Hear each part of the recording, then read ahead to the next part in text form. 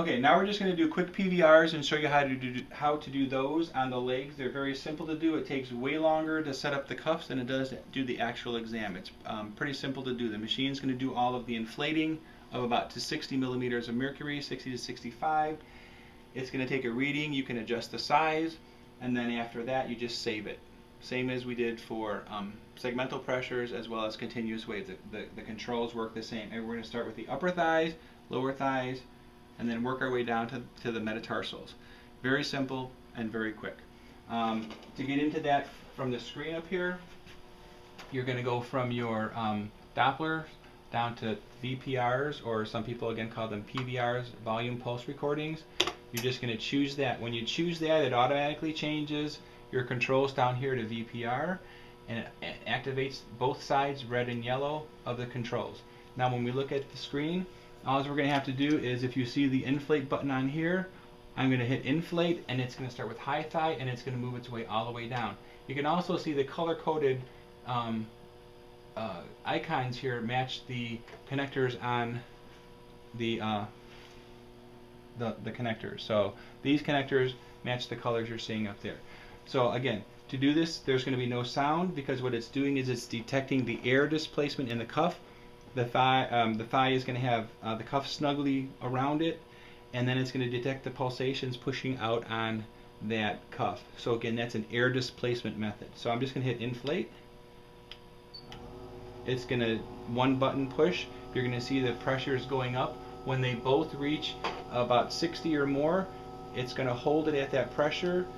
Once I get a reading, I'm just going to hit freeze and then save. So right now they're both up there at 70, and now they're to 60. We're getting a reading. I can deflate the size a little bit because those sizes are really good. You can see a nice dichrotic notch on both of them. And then I hit freeze and save when I'm happy. Those are really excellent. I'm going to move over because I've got a little bit of noise on these two. If the patient moves even a little bit, it will affect your reading, because again, any movement is going to displace that air and cause a change in the reading. And then I'm going to hit save. It's going to go on to the next one. Same thing. I'm going to hit inflate. It's going to do all the work for me. It's going to go up to above 60, and then it's going to hold it at about 60 millimeters until I get a good signal and reading, and then I'm going to hit freeze and save again. Again, I'm going to adjust my size.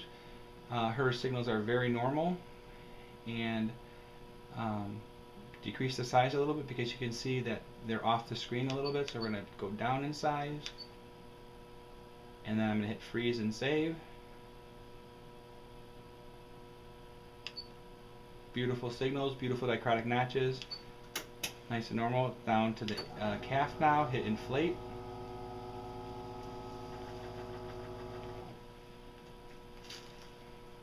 Again, if you've got a moving patient on these, it doesn't work very well because these will detect every little movement that the patient makes.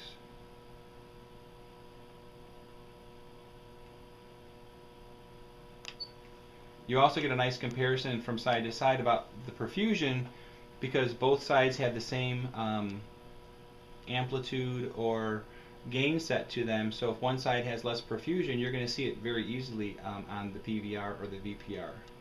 Save it. Going to go to the ankle, hit inflate. Can do the same thing.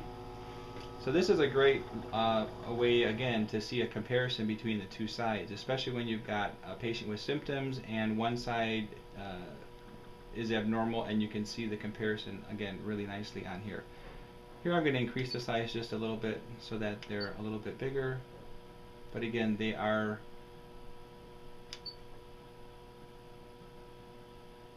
having the same amount of gain applied to both of them, so they're both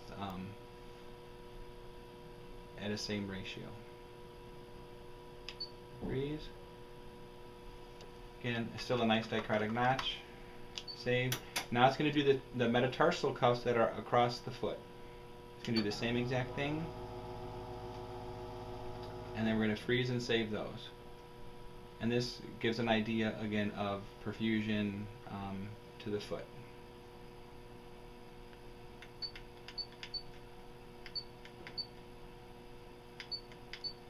make the size a little bit bigger.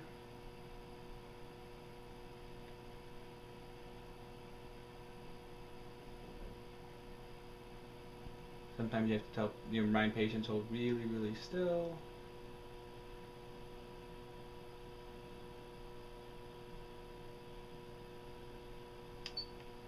Okay, not too bad, pretty normal. Freeze. Whoop, let me do that again. I'll freeze and save. Freeze and then save it.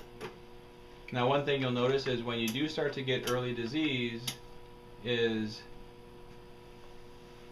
you're going to see the dichrotic notch start to go away, or this reflected wave that we're seeing here, dichrotic notch, reflected wave, you'll hear that the different terms used. So you won't be seeing that little hesitation there when you start to have some kind of early blockages or early symptoms.